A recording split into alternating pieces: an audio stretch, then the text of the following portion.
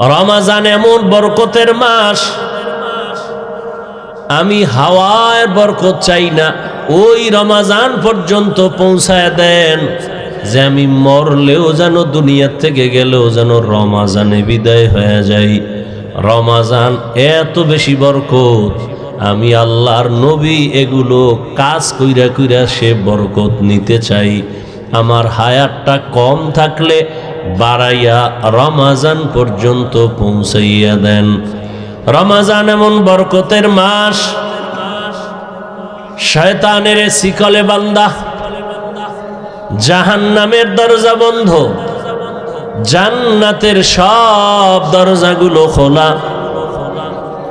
রমাজান এমন বরকতের মাস, একটা রোজাদার যখন রোজা রাখবে, রোজা অবস্থায় যদি বান্দা ঘুমায় থাকে, আমল নামায় সওয়াব লেখতেই থাকবে। এমন বরকতের মাস। এজন্য নবী বলেন, হে মালিক, রজবের বরকত দান করেন, শাবানের বরকত দান করেন, রমজানের বরকত দান করেন না, আমারে পৌঁছাইয়া দেন জায়গায়, আমি ওখানে যাইয়া কাজ কইরা কইরা কইরা কইরা বরকত নিব। কারণ রমজানের বরকতের মজাটা ভিন্ন, বড় আলাদা। রমজান, আল্লাহ বলেন, হে মুমিন, তোমাদের জন্য রমজানে রোজা ফরজ করা হয়েছে। প্রথমে ডাকলেন, হে মুমিন। মুমিন বলে বন্ধুসুলভ আচরণ করলেন আমার আল্লাহ। আল্লাহ বন্ধুসুলভ আচরণ করলেন। কি বন্ধু? সমস্ত মুমিন আল্লাহর বন্ধু। জমিনে মুমিন ছাড়া আল্লাহর বন্ধু আর কেউ নাই। তো বন্ধু কেমনে? বন্ধু হওয়ার কয়েকটা লাইন আছে। যেমন কারো কাজ যদি এক হয়, তাহলে এর সাথে বন্ধু হয়, মিতা হয়। নামে নামে মিললেও কি হয়? তোমার নাম কি? আব্দুর রহমান। আমার নামও আব্দুর রহমান। তাহলে তুমি আমার মিতা, আমি তোমার মিতা। আল্লাহর একটা গুণবাচক নাম হলো মুমিন। দুনিয়ার বান্দাদের মধ্যে যারা মুমিন, আল্লাহ বলেন আমার গুণবাচক নাম, তোমাদের নাম যেহেতু এক, তোমরা আমার বন্ধু, আমি আল্লাহ তোমার বন্ধু। আগে বন্ধু বানায় লইছেন, আল্লাহ আমাগো বন্ধু বলে স্বীকার করছেন। এবার আপনাদের বন্ধু আল্লাহকে নিবেন কিনা, এটা হলো সিদ্ধান্তের বিষয়। যদি কেন আমি আল্লাহর সাথে বন্ধুত্ব করতে চাই না, তাহলে সেই সুযোগও আছে। যেমন ফেরাউন বলেছিল, হে আল্লাহ, আমি আখেরাত চাই না, দুনিয়া চাই, আমাকে দুনিয়া দাও, আখেরাত লাগবে না। আল্লাহর ওয়াদা কোরআনে, মান কানা ইউরিদুল আজিলাতা আজ্জালনা লাহু ফিহা মা নাশাউ লিমান নুরিদ সুম্মা জাআলনা লাহু জাহান্নাম ইয়াসলাহা মাযমুমান মাদহুরা। আল্লাহ বলেন, যারা দুনিয়া চায় আমি তাদেরকে দ্রুত দুনিয়া দিয়ে দেই, কিন্তু পরিণাম ফলে তার জন্য জাহান্নাম। কিন্তু যারা দুনিয়া চায় দেই, কিন্তু দুনিয়া তারা পায় না। সারা দুনিয়ায় খোঁজ নিয়ে দেখো, যারা দুনিয়া দুনিয়া দুনিয়া দুনিয়া করে, জিকির করে, নামাজেও দুনিয়া, ঘুমাইতে গেলেও দুনিয়া, মসজিদে ঢুকেও দুনিয়া। এই দুনিয়ার পেছনে যারা দৌড়ায়, দুইটা জিনিস চায়, এক চায় সম্মান আর এক চায় শান্তি। এই দুই জিনিস চায় দুনিয়াওয়ালারা। টাকার পেছনে দৌড়ায়, এই দুই জিনিস চায়। ক্ষমতার পেছনে দৌড়ায়, এই দুই জিনিসের জন্য। সম্মান আর কি? কথা বলতে হবে, শান্তি। কিন্তু আল্লাহর জাতের কসম, একটা দুনিয়াদারেও শান্তিতেও নাই, কোনো সম্মানেও নাই। ওই সম্মান দিয়া লাভ কি? একবার ফুলের মালা, ফাইনালে জুতার মালা। ওই সম্মানের কোনো দাম আছে? টাকা দিয়ে সম্মান কিনলে জুতা আসবেই। আর আমার আল্লাহ সম্মান যাদেরকে দিবে, এই সম্মান যারা পাবে এরা দুনিয়ায় বাদশাহ, পরকালেও বাদশাহ। জিন্দগি মে বন্দেগি তো করনা হে, जिंदगी में बंदगी तू करना है, जिंदगी बे बंदगी शर्मिंदा है, जिंदगी बे बंदगी शर्मिंदा है। यहाँ हम सब मुसाफिर दिल ना लगा, अहले दिल की नजर से रूह करता जा, शाह दौलत सब फकीर गर नेक ने है, शाह दौलत सब फकीर गर नेक ने है, जिंदगी में बंदगी तो करना है, जिंदगी में बंदगी तो करना है, जिंदगी बे बंदगी शर्मिंदा है, जिंदगी बे बंदगी शर्मिंदा है। भाईरा आमार, যারা দুনিয়া দুনিয়া চায় এরা দুনিয়ার দুই জিনিসের একটাও পায় না, সম্মানও নাই, শান্তিও নাই। 10 তলা বিল্ডিং করে লাভ কি যদি বিল্ডিং থুয়ে জঙ্গলে ঘুমাতে হয়? ব্যাংকে কোটি কোটি টাকা রেখে লাভ কি যদি টাকা বংশের কেউ খেতে না পারে? এর চেয়ে খেরের ঘরে একটা রুম নিয়ে আলু ভর্তা দিয়ে খাইয়া ঘুমানো অনেক শান্তি। সম্মান নাই, শান্তিও। এক তো বাইরের জ্বালা, ভিতরের জ্বালা, মামলা হামলার ভয়, আবার ওদিক দিয়া বিবি নিয়ে শান্তি নাই, সন্তান নিয়ে শান্তি নাই। আর যারা নবীর আদর্শ নিয়ে আছে এদের সম্মানও আছে, শান্তিও। যদিও টাকা নাই, পয়সা নাই, বাড়ি নাই, গাড়ি নাই, তবে কোনো ঝামেলা নাই, পেরেশানি নাই। 5 বেলার নামাজ পড়ে দৈনন্দিন যা কামাই করে তা নিয়া, পরিবার সন্তান নিয়া মোটামুটি তার জীবন চলে। মামলারও ভয় নাই, হামলারও কোনো ভয় নাই। এ সম্মান কে দান করেন? আল্লাহ তাআলা বলেন, ও মুমিন, আমি তোমাদের বন্ধু বলে স্বীকার করে নিলাম। তোমরা আমাকে বন্ধু যদি বানাও তাহলে কথা চলবে।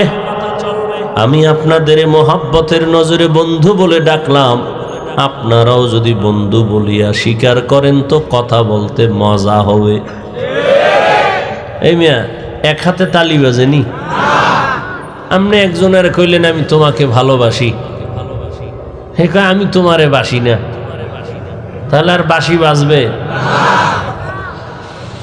2 হাত ছাড়া তালি যেমন বাজে না, বাতাস ছাড়া পানি যেমন নড়ে না, ঠিক প্রত্যেকটা কাজের মধ্যে 2 দিকের নেগেটিভ পজিটিভ যদি এক জায়গায় না সংযোগ লাগানো হয় তো বাতি জ্বলবে না। আল্লাহ বলেন, তোমাদের আমি বন্ধু বলে স্বীকার করে নিলাম, তোমরাও যদি আমাকে বন্ধু বলে স্বীকার করো, এবার তোমাদের সাথে আমার কথা শুরু। বন্ধুরে অনেক কিছু বলা যায় যেটা স্বাভাবিক অন্যকে বলা যায় না। বন্ধু সুলভ আচরণ। আল্লাহ এবার বলেন, ও মুমিন বন্ধুরা, তোমাদের উপর একটা কাজ দেওয়া হয়েছে, করবানি দিয়েছি, বাই ফোর্স অর্ডার না, অর্ডার না, মোহাব্বতের আওয়াজ। তোমাকে একটা জিনিস দেওয়া হয়েছে, তুমি রাখবানি। মোহাব্বতের সাথে বলা। মুমিন কয় হ্যাঁ রাখবো, হ্যাঁ রাখবো। বলে কেমন কাজ? মারাত্মক কঠিন। কারে কেমন কঠিন? যেই কাজটা তোর বাপ দাদা 14 পুরুষ যারা তারাও করেছে। কো আমার বাপ দাদাই যদি করে তা তেমন কঠিন না, হেরা পারলে আমিও কি। এবার আল্লাহ কয় যেই কাজটা তোমারে দিলাম, রমাজান মাস যখন আসবে তখন তুমি রোজা রাখবা। আবার এটা তোমার উপর চাপ না, এর পুরস্কার কিন্তু কঠিন। নামাজের পুরস্কার, রোজার পুরস্কার ভিন্ন। একজনে নামাজ পড়ে, পুরস্কারটা আমি অন্য মাধ্যমে দিয়ে দিলাম, আমল নামায় লিখে দাও, ফেরেশতারা দিয়া দাও। একজনে যাকাত দেয়, পুরস্কার আমি মাধ্যমে দিলাম। একজনে হজে যায়, পুরস্কার মাধ্যমে দিলাম। কিন্তু রোজাটা যদি রাখো, এর পুরস্কার দিতে কোনো মাধ্যম নাই। আমি আল্লাহর ময়দানে কোটি কোটি কোটি কোটি মানুষের সামনে আমি নিজে তোমার হাতে পুরস্কার দিব। আতিনা ফি দারে দুনিয়া না হাসান, আতিনা ফি দারে উকবা না হাসান, ইয়া গিয়াসাল মুস্তাগীসিন ইহদিনা লাফতিখারা বিল উলুমে ওয়াল গিনা। এই ছোট ছোট বাচ্চাগুলো কি বুঝে? হ্যাঁ, খানাও নাই, ঘুমও নাই, চুপচাপ মাশাআল্লাহ। আল্লাহ প্রত্যেকটা শিশুকে ভবিষ্যৎ জীবনে উজ্জ্বল নক্ষত্র বানায় দেয়।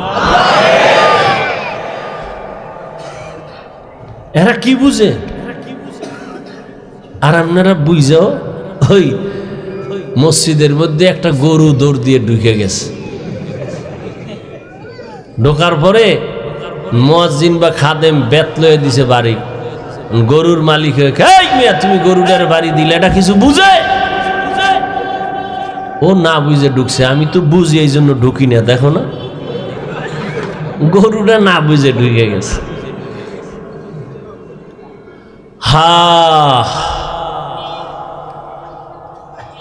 প্রত্যেকটা মা বাবা যদি সব সময়, প্রত্যেকটা মানুষ যদি রসুলকে ইস্তেহজারে নিয়ে আসে ভাবনার মধ্যে, যে শিশুর সাথে রসুলের আচরণ কেমন ছিল,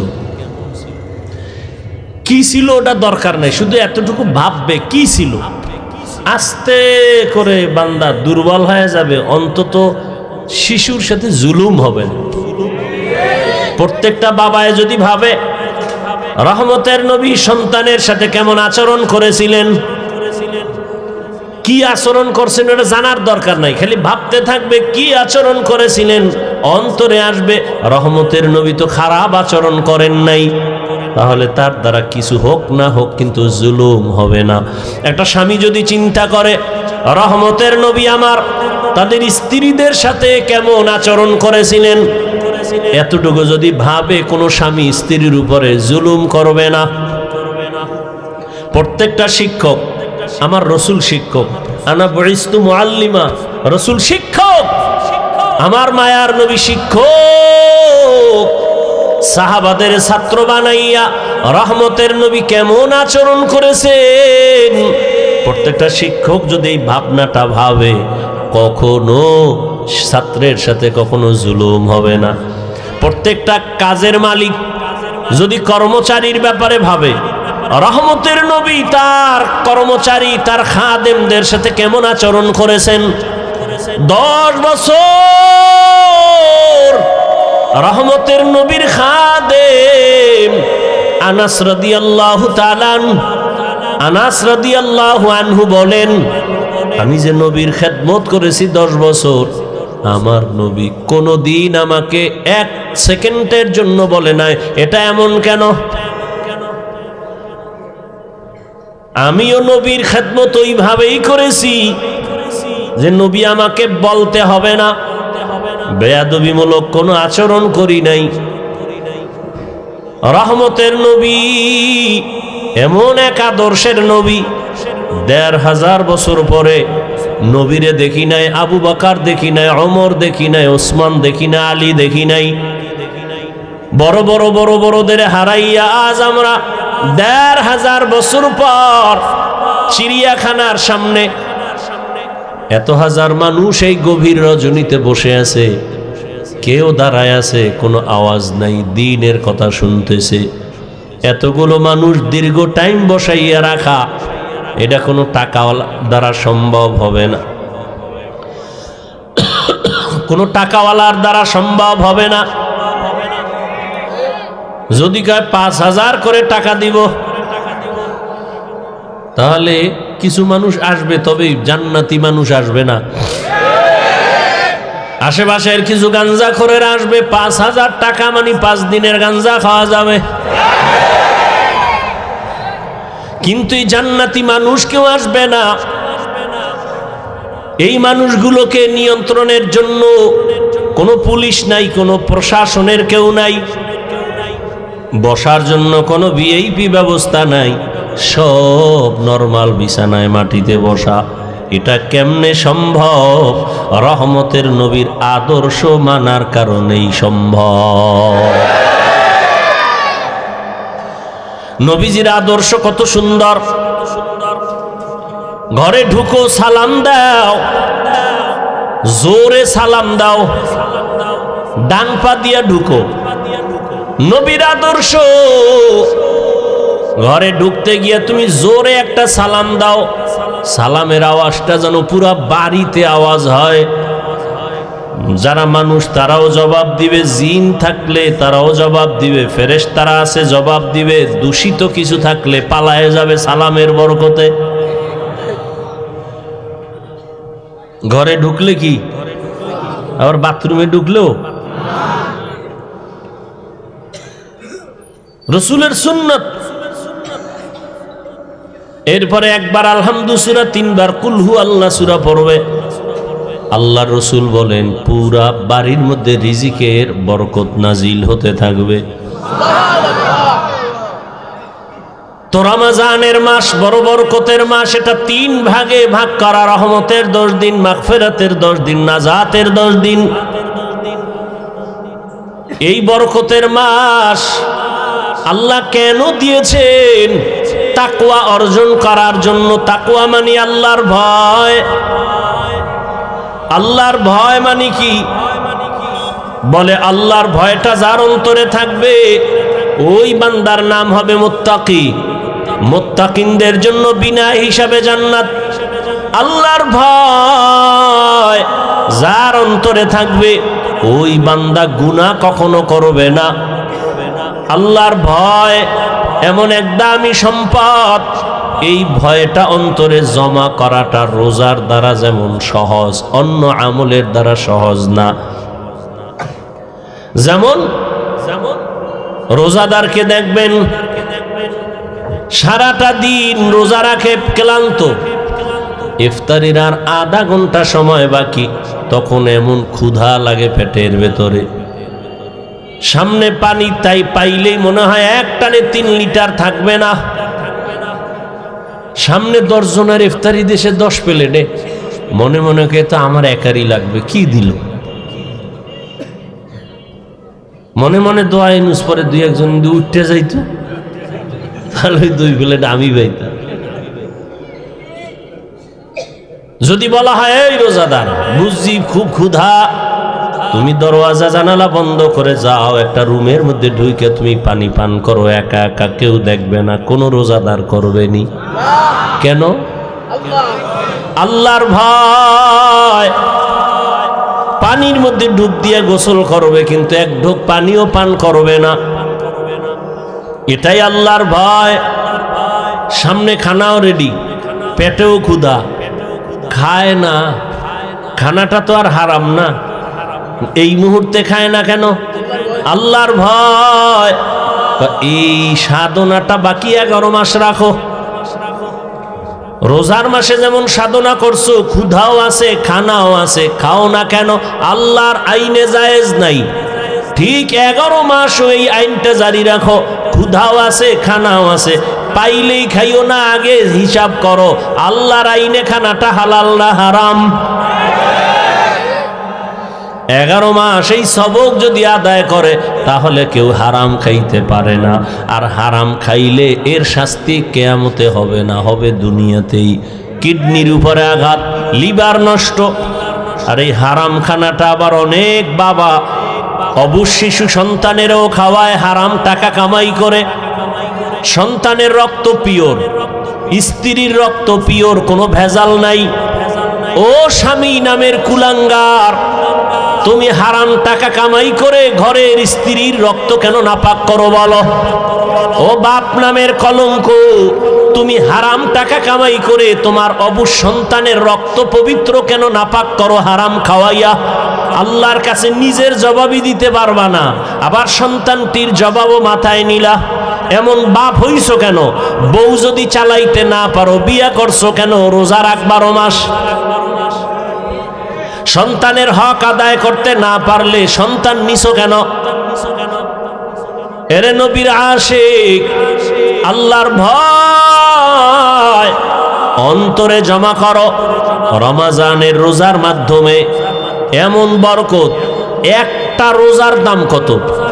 হাদিসে পাকে রহমতের নবী বলেন এক রোজার দাম কয়েকটা জন্মগত কাক। কি চিনেন তো? একটা কাক, জন্মগত কাকের হায়াত অনেক বেশি। কাকের হায়াত কি অনেক বেশি। একটা কাক জন্ম থেকে উঠেই ডানা মেলে যখন উড়তে শুরু করে খোলা আকাশে, ও যদি উঠতে উঠতে উঠতে উঠতে সামন দিকে যাইতে যাইতে যাইতে যাইতে বুড়া হইয়া যায়। কাকের হায়াত অনেক বেশি। বলে কত? কিতাবে আসছে 1000 বছর কমপক্ষে। তাহলে একটা কাক যদি জন্ম থেকে 1000 বছর খালি উড়ে, কত দূর যাবে? ক্যালকুলেটরে ধরবে? কম্পিউটারে আসবে?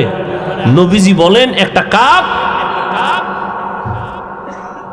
জন্ম থেকে উড়তে উড়তে বুড়া হইতে হইতে কত দূর গেল? একটা রোজাদার এক রোজার বরকতে জাহান্নামের আগুন থেকে তত দূরে সরে যাবে।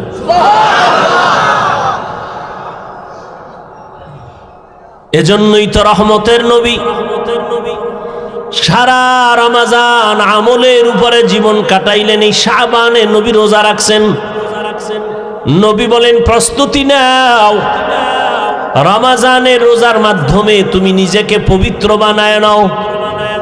কয়দিন রোজার হালাতে রে বাবা তুমি কষ্ট মনে করো, অথচ তোমার মতো কত আল্লাহর বান্দারা রড ফ্যাক্টরিতে কাজ করে রোজা ছাড়ে না, সিমেন্ট ফ্যাক্টরিতে কষ্টের কাজ করে রোজা ভাঙে না, রাস্তায় গাড়ি চালায়, রিক্সা চালায়, কষ্ট করে রোজা ভাঙে না। এমন নাই? তাহলে তুমি ছাড়ো কেন? রমজান তো এমন বরকতের মাস, একটা নফল আমল ফরজের সমান সওয়াব, একটা ফরজ আমল 70টা ফরজের সওয়াব। তাহলে এই মাস আগামী বছর পাবেন, গ্যারান্টি আছে? এত মজার, এত দামি মাস, এই বরকতের মাস। রোজাদার একটা রোজার ফজিলত যদি এমন হয় তো 30টা রোজা রাখলে কত ফজিলত। আল্লাহ বলেন রোজাদার তোমার পুরস্কার কেমন? বলে আমি আল্লাহ তোমার হয়ে যাব, আর কোনো পুরস্কার নাই। পুরস্কার কি? আমি আল্লাহ নিজে তোমার হয়ে যাব। কোন রোজাদার? আবার রোজাদারের মধ্যেও কিছু ভেজাল আছে। রোজা রাখে ঠিক, কিন্তু তারাবির নামাজ পড়ে না। আবার অনেকে পড়ে ঠিক, প্রতিদিন পড়ে না। আবার অনেকে পড়ে কিছুদিন, তাও পুরা 20 রাকাত পড়ে না। ও 8 রাকাতওয়ালা বাবারা, যদি আপনি মনে করেন 8 রাকাতের উপরে তারাবি পড়বেন না, আগামী রমজান পাওয়ার গ্যারান্টি নাই। এখনই তো বলে ফেললাম একটা নফলের মূল্য ফরজের সমান। আপনি যদি মনে করেন 8 রাকাতের বেশি তারাবি পড়বেন না, তাহলে আপনি বাকি 12 রাকাতও পড়েন, অন্তত তারাবি না মনে করলেও নফল হিসাবে পড়ে নেন। নফল হিসাবে বাকি 12 রাকাত পড়েন। কেন ছাড়বেন? আল্লাহর জন্য করবেন। এত সুযোগ পাইয়াও যদি ছেড়ে দেন, আল্লাহর কাছে কি নিয়ে দাঁড়াবেন? রমজান এমন বরকতের মাস, রহমতের নবী একদিনে এক খতম, 3 দিনে এক খতম কোরআন পড়েছেন। এই রমজানুল মোবারক দুনিয়ার লাইনেও মানুষ লাভবান হয়, আখিরাতের লাইনেও লাভবান হয়। এই রমজানের মধ্যে কয়েকটা আমল বেশি বেশি করবেন। তো তারাবি আছে, রোজা আছে, আর একটা আমল হলো কোরআনের তেলাওয়াত। যারা পারেন না বইলে আল্লাহর কাছে কি কইবেন? আমগোদারে না জবাব দিলেন পারি না। পৃথিবীতে যত ভাষা আছে আরবি ভাষার মতো সহজ কোনো ভাষা নাই। কোরআন শিখতে 20 ঘন্টা টাইম লাগে। কয় ঘন্টা? তাহলে আপনি প্রথম রমজানে যদি সময় দেওয়া শুরু করেন প্রতিদিন 1 ঘন্টা, তারাবির পরে অথবা সাহারি খাইয়া ফজর পরে 20 রোজায় আপনি কোরআন ধরে ফেলবেন। এত সুন্দর কোরআন, এই বয়ান শুনতেছেন কোরআনের এত ভালো যদি লাগে, সে কোরআনটা পড়েন না কেন? ছেলেকে পড়ান না কেন? মেয়েকে কোরআন শিখান না কেন? মাকে কোরআন পড়ান না কেন? ইয়া আইয়ুহাল্লাযীনা আমানুত্তাকুল্লাহ, আল্লাহর ভয় অন্তরে জমা করো। এখন ভয়টা কি? আমি যদি সবাইকে জিজ্ঞাসা করি কারা কারা আল্লাহকে ভয় করেন, জিজ্ঞাসা করা মাত্রই সবাই হাত উঠাবে না? কিছু চালাকেরা পারলে পা উঠায় দিবে, বলবে আমরা 4 হাত পায়ে আল্লাহরে ভয় করি, হুজুরদের থেকেও বেশি ভয় করি, নামাজ না পড়লে কি হবো, দিল পরিষ্কার। অথচ আজকে ফজর পড়ে নাই, জোহর পড়ে নাই, আসর পড়ে নাই, মাগরিব পড়ে নাই, এশাও পড়ে নাই। আল্লাহরে ভয় করি। আমি 5 বেলার নামাজ পড়িয়াও বলি আল্লাহকে ভয় করি। আপনি রোজা না রাখিয়া বলেন আল্লাহকে ভয় করি, আমি রোজা রাখিয়া বলি আল্লাহকে ভয় করি। আল্লাহর ভয় আসলে আপনার অন্তরে আল্লাহর ভয় নাই। কারণ যে একজন সাপ ভয় পায়, সাপ, সে সাপ ধরবে? ওরে সাপ যেখানে থাকবে সেখানেও যাবে না। মাঝে মাঝে ঘুমের মধ্যে সাপ সাপ কয়ে চিল্লানি দেয়, ভয়। একটা সন্তান বাবাকে ভয় পায়, মাকে ভয় পায়, তার প্রমাণ মা বাবার সামনে অন্যায় করে না। একটা ছাত্র শিক্ষকের ভয় পায়, তার প্রমাণ ছাত্র শিক্ষকের সামনে অন্যায় করে না। ঠিক এই জমিনে যেই মানুষ আমার আল্লাহকে ভয় করবেন, ওই বান্দা গলায় ছুরি লাগাবে, দাড়ির মধ্যে কখনো অস্ত্র লাগাবে না। हर के दारद खौफे हक दर दिल मदाम जन्नतुल मावा देहद ओ रामक। एक दलेर दाড়ি ছোড়ো আর এক দলের নাই। ছোড়োওয়ালারা মনে করে মোটামুটি জান্নাতের মাঝখানে আছি, যারা পুরা ক্লিন একদিকে চাইয়া চাইয়া ভাবতে আছে এত শেষ। হ্যাঁ, ভালো করে মাসআলা শুনেন। যারা দাড়ি ছোট রাখে, ক্লিন রাখে, দোনো দলের গুনাহ সমান। দোনো দলের গুনাহ, গুনাহ টুনা তো পরকালের ভিডিওডি মরার পর নগদ একটা শাস্তি হলো যৌবন থাকবে না। এটা নগদ শাস্তি। কি থাকবে না? এই জন্য হারবাল কোম্পানির আমদানি বাইরে গেছে না, ওপেন চ্যালেঞ্জ দেয়। এই পরিমাণ বেলাজা বেহায়া জগতে আর আছে? ১৫০০ বছর আগে রসুল বলে গেছেন, লা ইমানা লিমান লা হায়া আলা, যাদের লজ্জা নাই ওদের ইমান নাই। আর মোবাইল তো আরো লজ্জা নষ্ট করে ফেললো। ঘরে ঘরে ঘরে ঘরে, রুমে রুমে মোবাইলের জেনা, চোখের জেনা, কানের জেনা, হাতের জেনা, অন্তরের জেনা। সারাটা রাত মোবাইলের দিকে তাকায় তাকায় গুনাহ, কবিরা গুনাহ দেখে, কবিরা গুনাহ দেখে। মাও দেখে, বাবাও দেখে, আমার ভাই দেখে, বোনেরাও দেখে। ঘরটা যেন জেনার আড্ডাখানা, সারা রাত শুধু জেনা চলে। আল্লাহ মাফ করেন, এমন অন্যায়।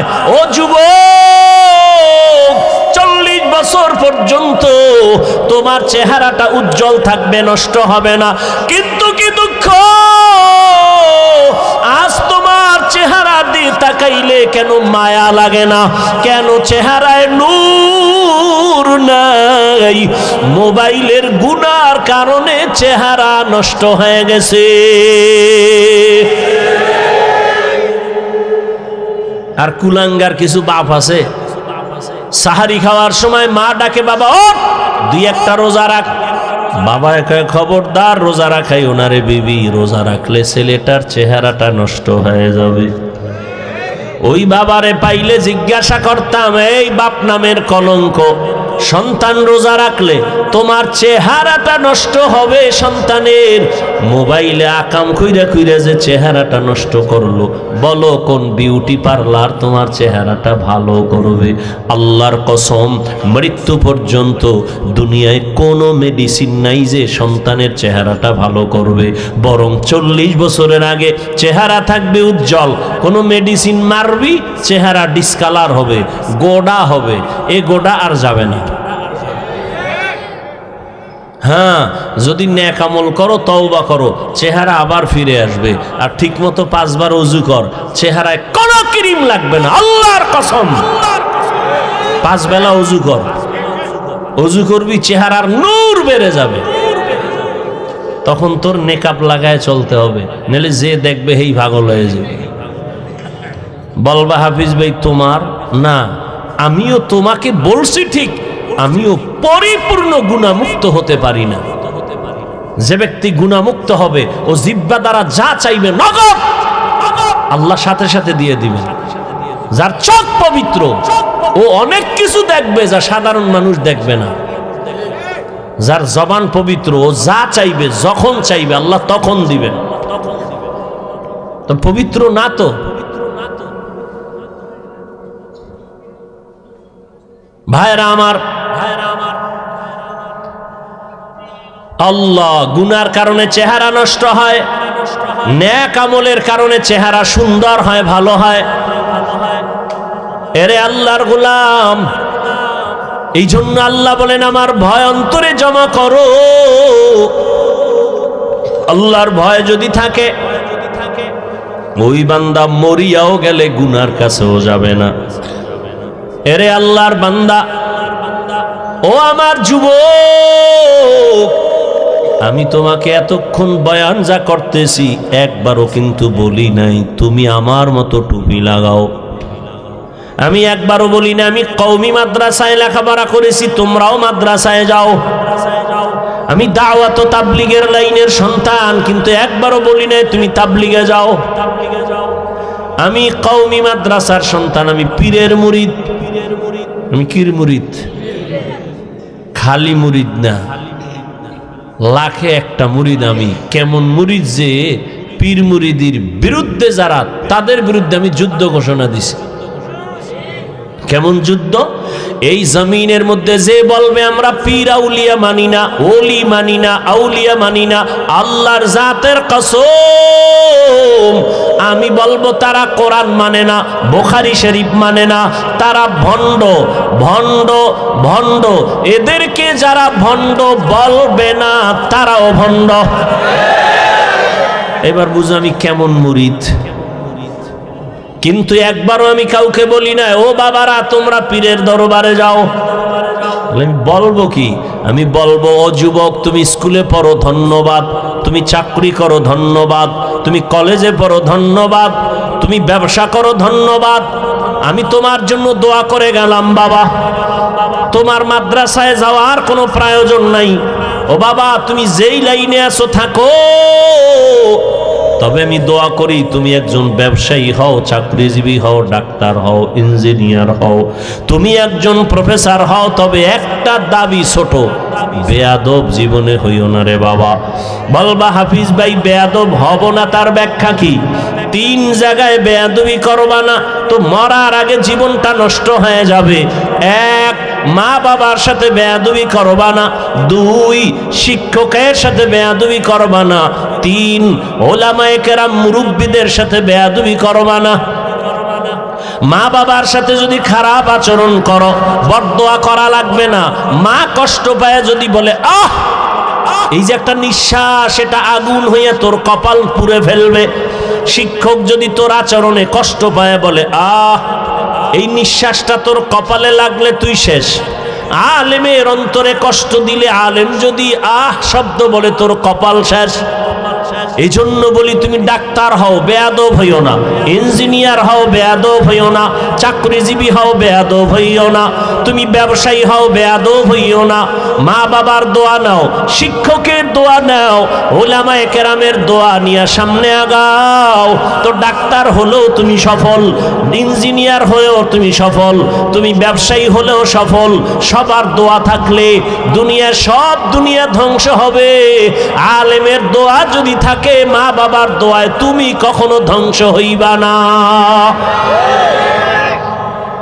ওই মা বাবার দোয়া নিয়া রহমতের নবীর আদর্শ মেনে জীবনটা চালাও। মা বাবার দোয়া নাও। এবার বাস্তবে একটু তাকায় দেখো তো, আমি যে কথাগুলো বললাম, এই কথার মানদণ্ডে কেউ চলেনি। তোমার লাইনে তাকাও, জীবনে মাদ্রাসায় পড়ে নাই, জীবনে কোনোদিন মাদ্রাসায় যায় নাই, আলিফ বা তাও শিখে নাই। তোমার মতো জেনারেল লাইনের যুবক 5 বেলার নামাজ পড়ে, স্কুলে পড়ে, কলেজে পড়ে, নামাজ ছাড়ে না। সত্য কথাটা স্বীকার করো, আসেনি? আর কি অস শুনবা? এই অসটাই তোমার জীবনের আসল। নিজেরে বুঝাও। তোমার মতো যুবক স্কুল কলেজে পড়িয়াও যদি নামাজ পড়ে, বলো তুমি কেন পারো না রে বাবা? তোমার মতো যুবক তাকায় দেখো, ব্যবসা করে, চাকরি করে, র্যাব, আর্মি, পুলিশ, বিডিআর, 5 বেলার নামাজি আছে। তোমার বিবেকের কাছে প্রশ্ন, বলো তুমি কেন পারো না রে বাবা? তোমার মতো যুবক ডাক্তার, প্রফেসর, ইঞ্জিনিয়ার, 5 বেলার নামাজি, অভাব নাই, রাস্তায় গাড়ি চালায়, 5 ওয়াক্ত নামাজ পড়ে নাই। বলো তুমি কেন পারবা না রে বাবা? তোমার মতো যুবক শ্রমিকের কাজ করে, নদীর মধ্যে মাছ ধরে, নামাজ ছাড়ে না। বলো তুমি কেন পারবা না? এরে পর্দার আড়ালের আম্মা জান, আল্লাহ আপনাকে অনেক সম্মান দান করেছেন, রহমতের নবী সম্মানিত করেছেন। এত সম্মান আল্লাহ ইসলামের দ্বারা, নবীর মাধ্যমে আল্লাহ এত সম্মান মাদেরকে দান করেছেন, দুনিয়ার কেউ দিতে পারে নাই। বরং দুনিয়াতে যারা দিব দিব বলে চাপাবাজি করে, ওরা সব নারীর বড় দুশ্মন।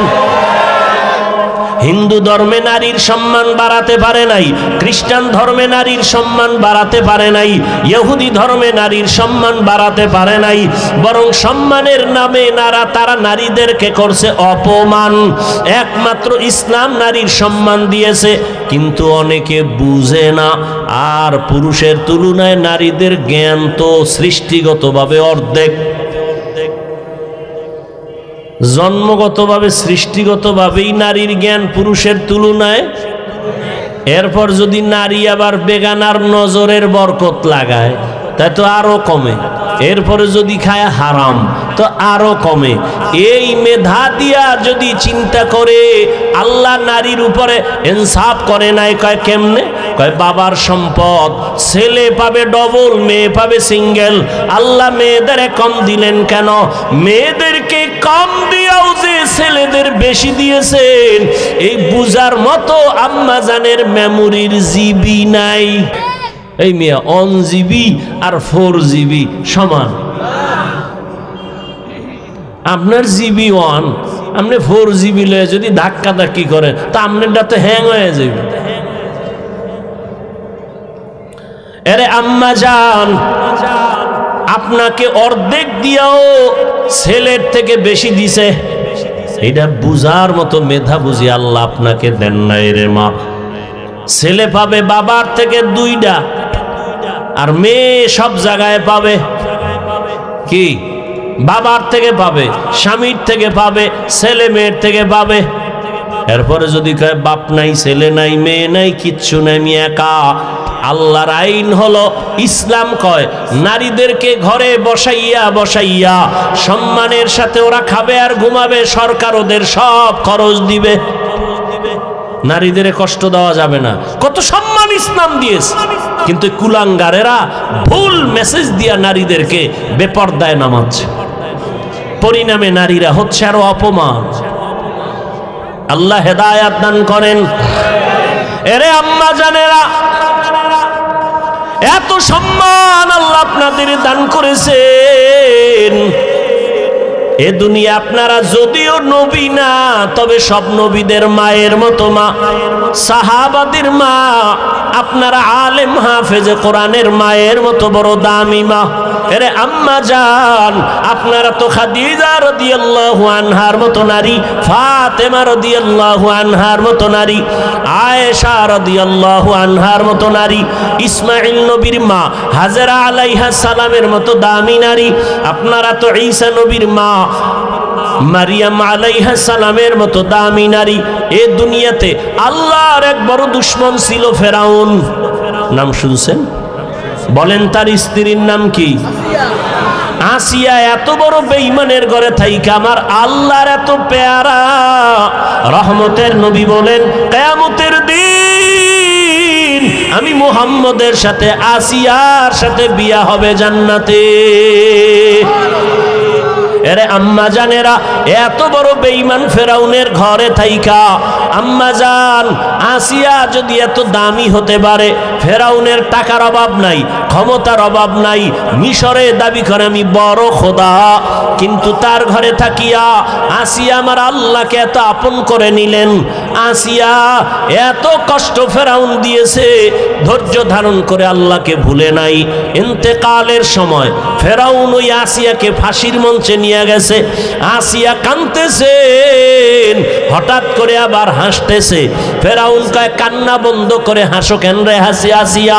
কয় রে এ ফেরাউন, আমি তাকাইয়ে দেখি আল্লাহ পাক লক্ষ লক্ষ ফেরেশতা পাঠাইছে আমাকে স্বাগতম দিয়া জান্নাতে নেওয়ার জন্য।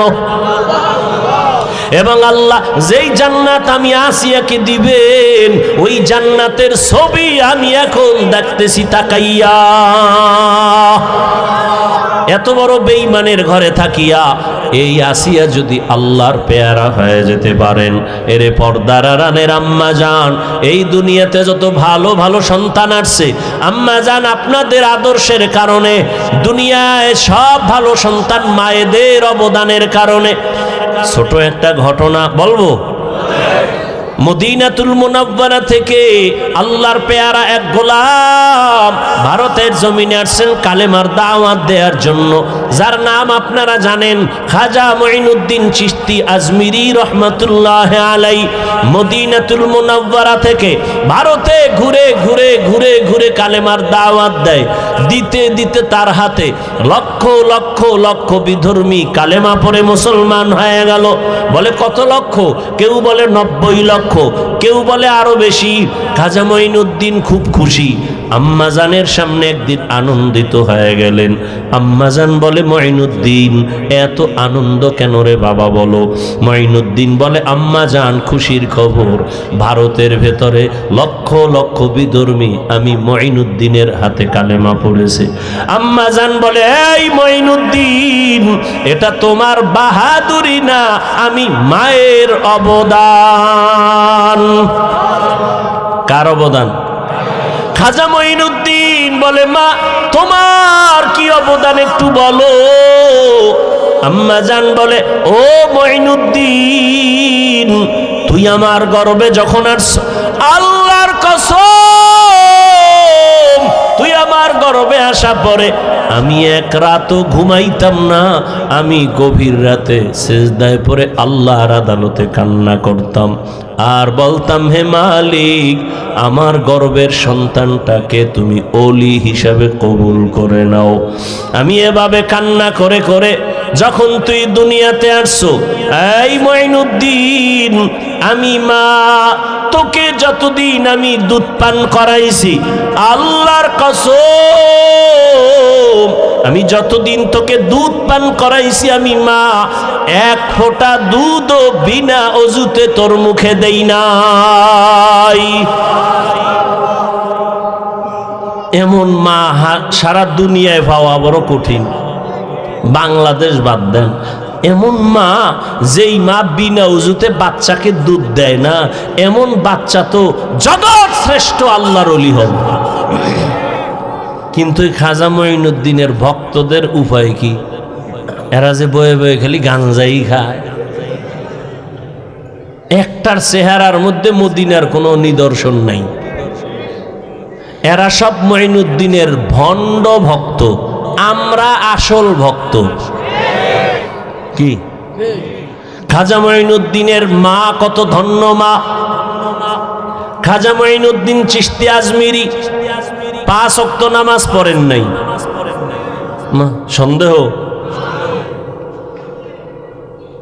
মাঝে মাঝে বিড়ি টিড়ি খাইছেন, দাড়ি ছিল না। হ্যাঁ, আপনারা কি ভক্ত হইলেন? এই ভক্ত হয়ে কি নাজাত পাওয়া যাবে? কোনোদিন পাওয়া যাবে না। এখনো সময় আছে, তওবা করেন।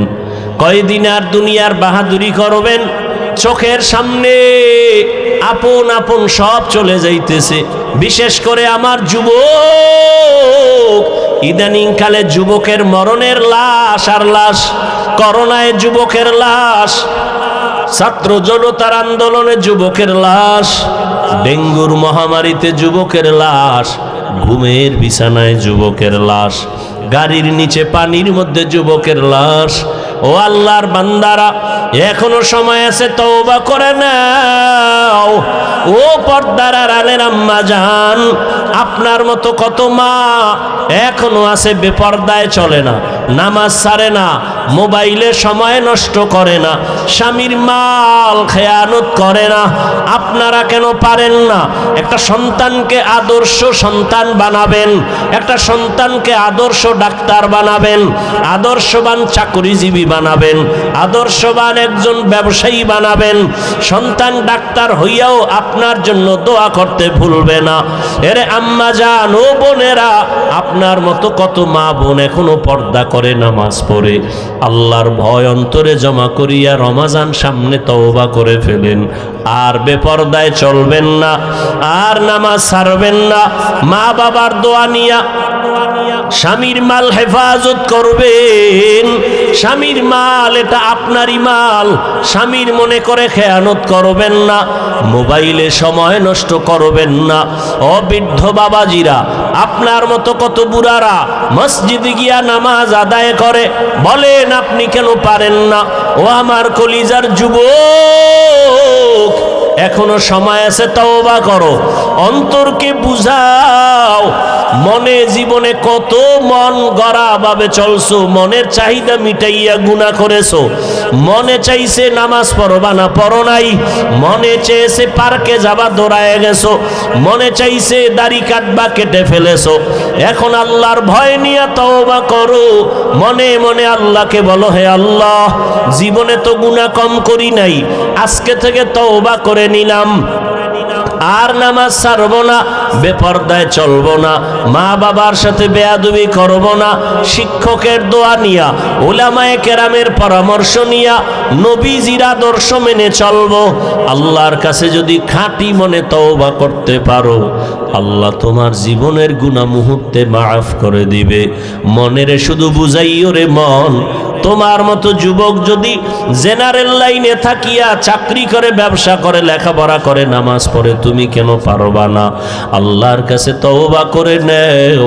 ও বাবা, তোমরা কি মনে মনে ভাবছো আমরা সব পাগল হয়ে গেছি? না না, এরে দুনিয়ায় সবাই পাগল হইয়া সব দুনিয়াতে মরার আগেই ধ্বংস হয়ে যায়। আর আমরা নবীর আদর্শে নামাজ পড়ি, পর্দা করি, কেউ আমরা পাগল হই নাই। আল্লাহর কোরআন সত্য, নবীর কথা সত্য। গুনাহ নিয়ে কবরে গেলে জাহান্নামের আগুনে জ্বলতে হবে, তাও সত্য।